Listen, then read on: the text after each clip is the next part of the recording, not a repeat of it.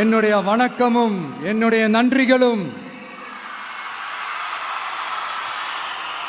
குறிப்பா திருச்சி கிழக்கு தொகுதி மக்கள் உங்கள் அனைவருக்கும் என்னுடைய ஸ்பெஷல் வணக்கமும் ஸ்பெஷல் நன்றிகளும். இதை நான் ஏன் இப்படி சொல்றேன்னா, என்னை இப்போ பெரம்பூர் தொகுதி எம்எல்ஏன்னு தான் சொல்லுவாங்க. பட் ஆனால் அது எலெக்ஷன் கமிஷனோட அந்த சட்ட விதிகளுக்கு மட்டும்தான் அப்படி. ஆனால் என்னை பொறுத்த வரைக்கும், தமிழ்நாட்டை பொறுத்த வரைக்கும், தமிழ்நாட்டுக்கு எப்படி திருச்சி ஒரு இதயம் மாறியோ, அந்த மாதிரி என்னோட இதயத்துக்கு திருச்சி கிழக்கு தொகுதி மக்களும் ரொம்ப ரொம்ப ரொம்ப க்ளோஸ் தான். அதுல எந்த மாற்றமும் கிடையாது. சரிங்களா?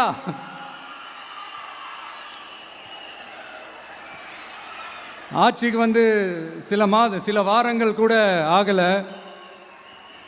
6 மாசம் அமைதியா இருப்போம்னு சொன்னவங்களாம் 6 நாள் கூட அமைதியா இருக்க முடியல. ஆட்சிக்கு 1/2 மணி நேரத்திலே ஆரம்பிச்சிட்டாங்க. பாவம், ஒரு கல்யாண வீட்டிலலாம் போய் புலம்பிட்டு இருக்காங்க. நான் சொன்னதெல்லாம் நடக்குதா? 1 by 1 எல்லா புலம்பல்ஸும். அது மாதிரி இத்தனை வருஷமா மாத்தி மாத்தி உங்களை ஏமாத்திக்கிட்டு இருந்த இந்த 2 பேரையும் வேண்டாம்னு சொல்லி ஒதுக்கிட்டு உங்களுக்காக உண்மையா உழைக்க வந்த உங்க விஜய, உங்க அண்ணனை, உங்க தம்பிய முதல் அமைச்சரா இல்ல முதல் சேவகனா ஆக்கியிருக்கிறீங்க. தலை வணங்கி ஒட்டுமொத்த தமிழக மக்களுக்கும் இந்த நேரத்தில் என்னுடைய நன்றியை தெரிவிச்சுக்கிறேன். இந்த நேரத்தில் எங்களுக்கு ஆதரவு தெரிவிச்ச அத்தனை இயக்கங்களுக்கும், அத்தனை இயக்கத்தின் தலைவர்களுக்கும் மீண்டும் என்னுடைய நன்றியை தெரிவிச்சுக்கிறேன். இந்த நேரத்தில் புரட்சி தலைவர் எம்ஜிஆர் அவர்களுடைய முதல் தேர்தலில் கூட இந்த அளவுக்கு ஒரு ஓட் பர்சன்டேஜ் வாங்கலை அப்படின்ட்டு நிறைய பேர் சொன்னாங்க. ஆனால் நீங்கள் டிவி கேட்க அவ்வளோ நீங்கள் ஆதரிச்சிருக்கிறீங்க. நான் எம்ஜிஆர் அவர்களோடலாம் நான் கம்பேர் பண்ணல. எம்ஜிஆர் தான். ஆனால் நாம பெரியார், அண்ணா, எம்ஜிஆர் அவர்கள் வழியில் ஒரு அன்பா உழைக்க வந்த உங்க விஜய், அவ்வளவுதான். 1977 நீங்க போடாத ஓட்டை 2026 நீங்க போட்டிருக்கிறீங்க. என்ன ஒண்ணு, இன்னும் கொஞ்சம் அதிகமா ஆதரிச்சிருந்தீங்கன்னா கொஞ்சம் நல்லா இருந்திருக்கும். பட் பரவாயில்ல, ஃபியூச்சரில் வரப்போற எல்லா தேர்தலையும் உங்களுடைய முழு சப்போர்ட்டை என்னால் வாங்க முடியுன்ற அந்த ஒரு நம்பிக்கை இப்போ என் மனசுல ரொம்ப ஆழமா பதிஞ்சிருக்கு. ஏன்னா நீங்க அமைச்சு கொடுத்திருக்கிற இந்த ஆட்சியில எல்லா நன்மைகளையும் நீங்க கண்கூடா பார்க்க தான் போறீங்க அப்படின்ற அந்த கான்ஃபிடன்ஸும் இப்போ என் மனசுல ரொம்ப ஆழமா பதிஞ்சிருக்கு. யார் எந்த நிலைமைக்கு எந்த பொசிஷன்ல போனாலும் இந்த கிண்டலும் கேலியுமா பேசுறது இருக்கதானே செய்யும். நம்மளை பத்தி, நம்ம அரசியலை பற்றி, நம்ம பேச்சை பற்றி இந்த கிண்டலும் கிள்ளையமா பேசிட்டு தானே இருப்பாங்க. அவங்க எல்லாருக்குமே என் சைட்லேருந்து ஒரே ஒரு ரிக்வெஸ்ட், தயவு செஞ்சு நிப்பாட்டிடாதீங்க. தயவு செஞ்சு கண்டினியூ பண்ணுங்க. நீங்க தான் என்னோட எனர்ஜி ஃபோர்ஸு. நீங்க பேசிக்கிட்டே இருங்க. நான் மக்களுக்கு தேவையான நல்லதை செஞ்சுக்கிட்டே இருப்பேன்.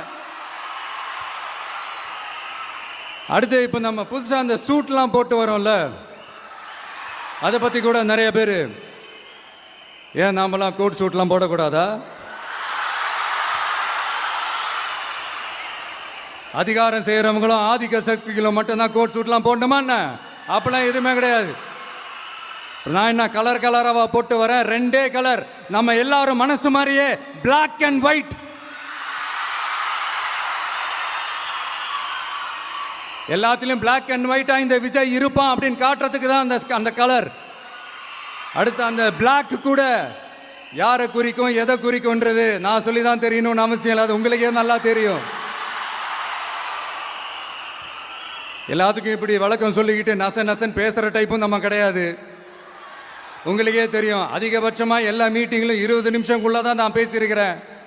அதனால் இப்போ மக்கள் என்கிட்ட என்ன சொல்கிறாங்க அப்படின்னா, இந்தப்பா விஜய், நீ எங்களுக்காக உழைக்கிறதுக்காக வந்திருக்கிற, அந்த வேலையை மட்டும் பாரு, உன்னை பற்றி பேசுகிறவங்கள நாங்கள் பார்த்துக்கிறோம் அப்படின்னு சொல்லிட்டாங்க. சரி, ஆனது ஆச்சு. இப்போ என்ன, உனக்கு எதிரிகளே இல்லையா அப்படின்லாம் கேட்டேன். அப்படிலாம் நான் சொல்ல மாட்டேன், அப்படிலாம் நான் நினைக்கவும் மாட்டேன், அப்படி நினைக்கவும் கூடாது. இப்பவும் சொல்கிறேன், அரசியல் ரீதியாக சொல்கிறேன், 2 பேருக்கு நடுவில் தான் போட்டியே. ஒன்று இன்னொன்று, எஸ், ஒன்று டிவிக்கு, இன்னொன்று டிஎம்கே. இதுக்கு நடுவில் வேற யாருக்கும் எந்த வேலையும் கிடையாது. ஏதாவது இருக்குன்னு சொல்றீங்க? எலெக்ஷனுக்கு முன்னாடியும் அவங்களுக்கு ஒரு வேலையும் இல்லை, இப்ப எலெக்ஷனுக்கு அப்புறம் சுத்தம். ஆனா இந்த திமுகவும் மற்றும் பலரும் ஒன்னா சேர்ந்துக்கிட்டு இந்த விஜயோட ஆட்சி வந்துடக்கூடாதுன்னு சொல்லி ஒரு கூத்து ஒன்று பண்ணாங்களே, அந்த கடைசி 5 நாள், அடாடாடாடாடா, நமக்கெல்லாம் ஓஹோ இப்படியெல்லாம் கூட நடக்குமோ என்ன கூத்துங்கிறீங்க. ஆனா ஃபியூச்சர் என்னவா இருக்குன்றதை மட்டும் இப்ப நான் சொல்றேன். உங்களுக்காக உண்மையா உழைக்க வந்த இந்த விஜயா, இல்ல இந்த விஜயோட ஆட்சி அமைஞ்சிடக்கூடாதுன்னு தடுக்க நினைச்ச ஸ்டாலின் சாரா, அவ்வளவுதான். இதுக்கு நடுவில் வேற யாரும் எந்த அல்லு சில்லும் உள்ள வந்து நம்மளை தடுக்கிறதோ எதிர்க்கிறதோ ஏதாவது பண்ணாங்கன்னா நிர்வாகம் அதுக்கு பொறுப்பில்லை ராஜா, நிர்வாகம் அதுக்கு பொறுப்பில்லை. ரிசல்ட் என்னவா வரும்ன்றது அது உங்களுக்கே நல்லா தெரியும். நம்மளை ஏளனமா பேசுறதா நினைச்சு அவங்களுக்கு ஆப்பு வச்சுக்கிறாங்க. திமுக நம்மளை தடுக்க, திமுக நம்மளை எதிர்க்க, திமுக நம்மளை அவமானப்படுத்த அத்தனையும் நமக்கு நன்மையே.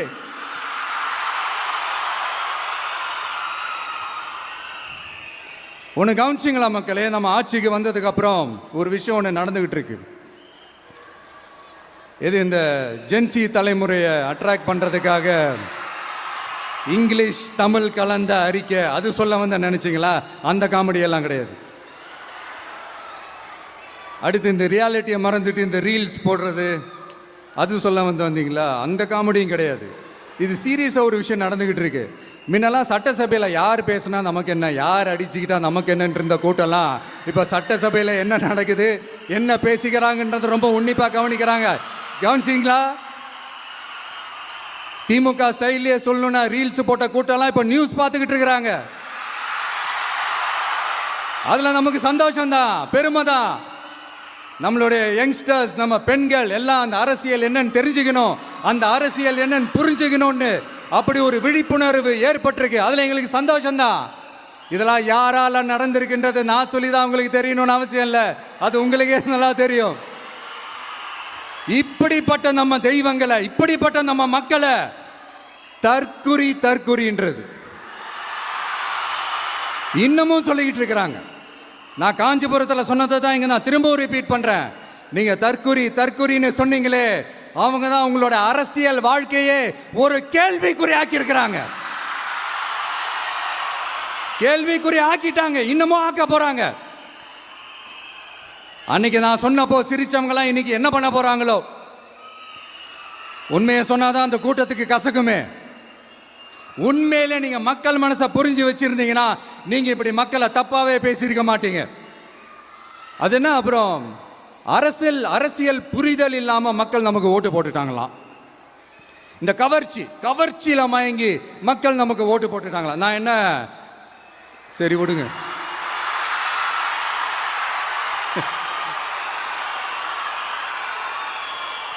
மக்கள் அவங்களுக்கு ஓட்டு போட்டா அந்த மக்கள் நல்லவங்களாம், அதே மக்கள் நமக்கு ஓட்டு போட்டா அந்த மக்கள் கெட்டவங்களா?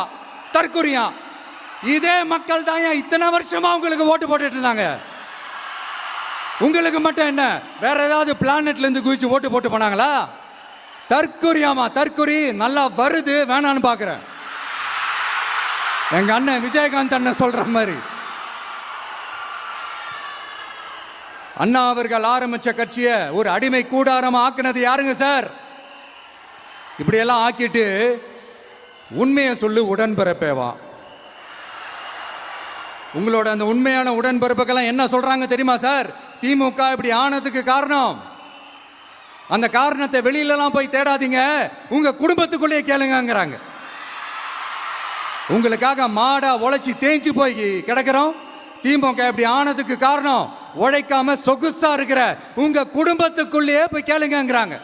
ஒவ்வொரு திமுக தொண்டனும் அதை சொல்றாங்க. அதை புரிஞ்சிக்காம நம்மளையும் நம்ம மக்களையும் தப்பா பேசிக்கிட்டு, நீங்க மக்களை தப்பா பேசுனீங்கன்னா இந்த விஜய் வந்து கேள்வி கேட்பான், சும்மா இருக்க மாட்டான். இந்த விஜயும் தமிழ்நாட்டு மக்களும் வேறு வேறு இல்லை. இந்த விஜய் தான் தமிழ்நாட்டு மக்களோட ஒரு உண்மையான ஒரே பிரதிநிதி. இது இன்னைக்கும் சரி, நாளைக்கும் சரி, நாளன்னைக்கும் சரி, இதுதான் நிஜம். மறுபடியும் சொல்றேன், நமக்கும் மக்களுக்கும் இடையே இருக்கிற இந்த பூர்வ ஜென்ம பந்தத்தை, அந்த உறவை ஏதோ இந்த சதிகள் சூழ்ச்சிகள் பண்ணி யாராலையும் எதுவும் கெடுக்கவே முடியாது. கெடுக்க ட்ரை பண்ணீங்க நம்ம ஆட்சிக்கெல்லாம் வரதுக்கு முன்னாடி. என்ன சதிகள், என்ன சூழ்ச்சிகள், என்னென்னலாம் பண்ணி எப்படியெல்லாம் தடுத்துடலான்னு.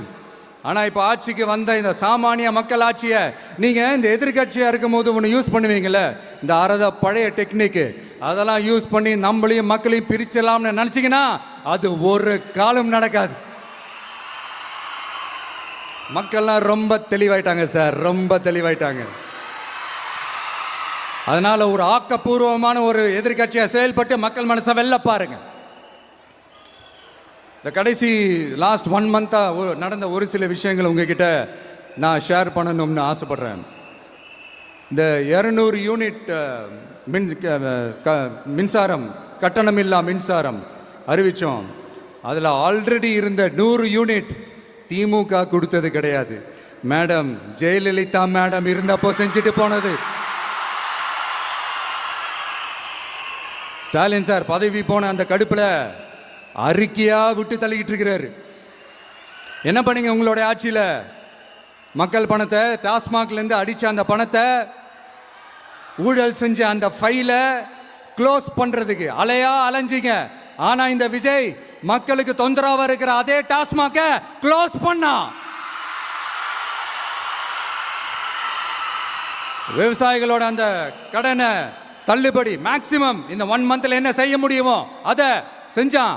நீங்க தான் அந்த நிதி சம்பந்தமா இருக்கிற எல்லா கேட்டையும் லாக் பண்ணி வச்சுட்டு போயிருக்கிறீங்க. அதை சரி செய்ய வேணாமா? அதை ஒழுங்குபடுத்த வேணாமா? அதனால மறுபடியும் சொல்றேன், இந்த விஜய் பொய் சொல்லி ஏமாத்துறதுக்காகலாம் அரசியலுக்கு வரல. உங்க கூடவே நிக்கிறதுக்காக மட்டும்தான் அரசியலுக்கு வந்திருக்கிறேன்.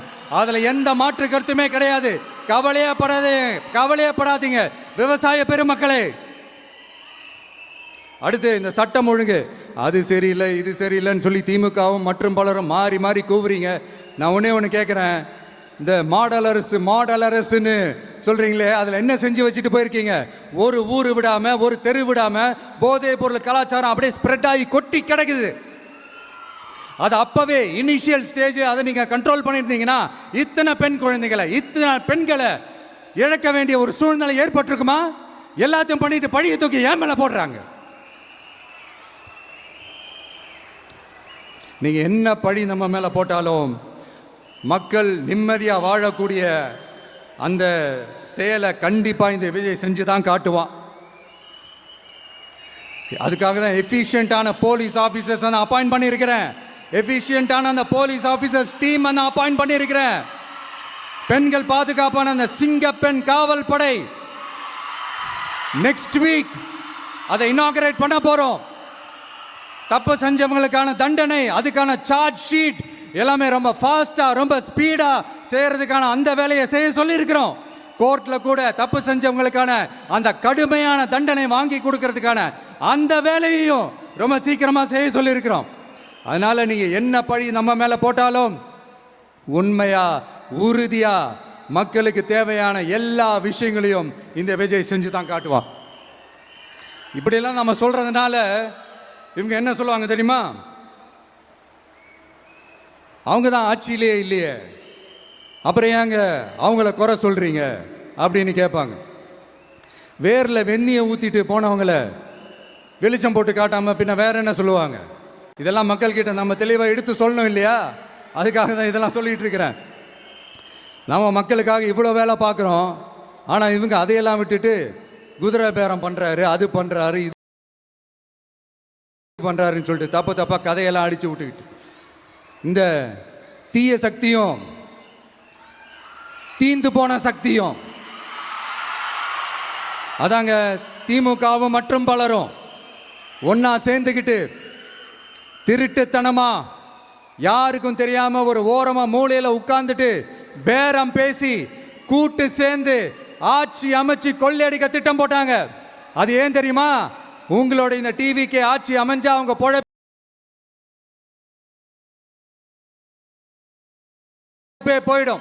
அந்த கொள்ளையடிக்கிறது, லஞ்சம், ஊழல் எல்லாமே கத்தம். அதான் இந்த காரணம். அடுத்து ஸ்டாலின் சார், திமுக இப்போ தீய சக்தி மட்டும் இல்ல, மக்களை விட்டு ரொம்ப தூரமா போன தூர சக்தி, ஓர சக்தி, கோர சக்தி, பார சக்தி.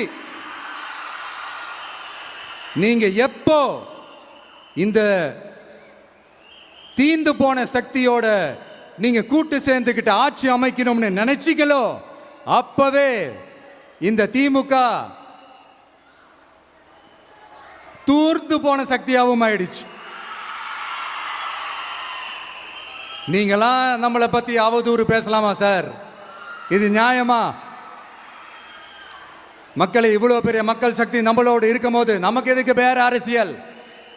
எலெக்ஷன்ல 50-60 வருஷமா இருந்த சாதிய உடைச்சிருக்கிறோம், மதத்தை உடைச்சிருக்கிறோம், காசு கொடுத்து ஓட்டு வாங்கறத உடைச்சிருக்கிறோம். நாம எது செஞ்சாலும் கான்ஸ்டிடியூஷன்ல தான் செய்வோம். நாம சிங்கிள் மெஜாரிட்டி வாங்கி இருந்தாலும் நம்மளை நம்பி முறையா கூட்டணியில கட்சியில ஆதரிக்க வர்றவங்களை அரவணைச்சு தான் இருப்போம். நான் இப்பவும் மீண்டும் டிக்ளேர் பண்றேன், டிவிகே ஆட்சி எந்த பாகுபாடும் இல்லாம எல்லாருக்குமான ஒரு ஆட்சியா தான் இருக்கும். அதுல எந்த மாற்றமும் கிடையாது. ஸ்டாலின் சார் மாதிரி ஊசலாட்டம் இருக்கவே இருக்காது. மதச்சார்பற்ற கொள்கையில சமரசமே இல்லை. மாநில உரிமைகள்ல விட்டு கொடுக்கவே மாட்டோம். நதி நீர் உரிமைகளை விட்டு கொடுக்கவே மாட்டோம். சமூக நீதி, சம நீதிய, சமத்துவ நீதிய ஒரு நாளும் விட்டு கொடுக்கவே மாட்டோம். அதனால திருச்சி கிழக்கு தொகுதி மக்களே, தமிழ்நாட்டில் இருக்கிற 234 தொகுதியும் நம்ம தொகுதி தான். அதுல எந்த கட்சி ஜெயிச்சிருந்தாலும் அது நம்ம தொகுதி தான். பெரம்பூரா இருக்கட்டும், திருச்சி கிழக்கா இருக்கட்டும், எனக்கு 2 கண்கள் மாதிரி. அதுலயும் திருச்சி கிழக்கு என் செல்ல புள்ள மாதிரி. அதனால வரப்போற இடைத்தேர்தல்ல உங்க வீட்டில் இருக்கிற ஒருத்தரை, உங்கள ஒருத்தரை தான் வேட்பாளராக நிக்க வைக்க போறோம். நீங்க எப்படி இந்த விஜய்க்கு ஆதரவு கொடுத்து ஓட்டு போட்டு ஜெயிக்க வச்சீங்களோ அதே மாதிரி வரப்போற இடைத்தேர்தல்ல உங்களுடைய அந்த வேட்பாளரையும் ஜெயிக்க வைப்பீங்கன்ற அந்த ஒரு நம்பிக்கை நான் முழுமையாக தான் நம்புறேன். உங்களுக்காக உழைக்க வந்திருக்கிறேன். உங்களுக்காக எல்லா விஷயத்தையும் நான் பார்த்து செய்வேன். ஊழல் இல்லாத, லஞ்சம் இல்லாத ஒரு ஆட்சியை நான் கொடுப்பேன். I understand. ஒரே நாள் அது நடக்காததான், மேஜிக் இல்லை. பட் ஒரு நாள் அதை நான் நடக்க வைப்பேன். எனக்கு இப்ப வேற எந்த வேலையும் இல்லை உங்களுக்காக உழைக்கிறத தவிர. என் கடன் இனி என் மக்களுக்கு பணி செய்து கிடைப்பதே. மீண்டும் என்னை ஜெயிக்க வச்ச தமிழக மக்களுக்கும் திருச்சி கிழக்கு தொகுதி மக்களுக்கும் மீண்டும் என்னுடைய நன்றியை தெரிவிச்சுக்கிட்டு கான்பிடண்டா இருங்க, நல்லதே நடக்கும், வெற்றி நிச்சயம். மீண்டும் சந்திக்கும் வரை நன்றி, வணக்கம்.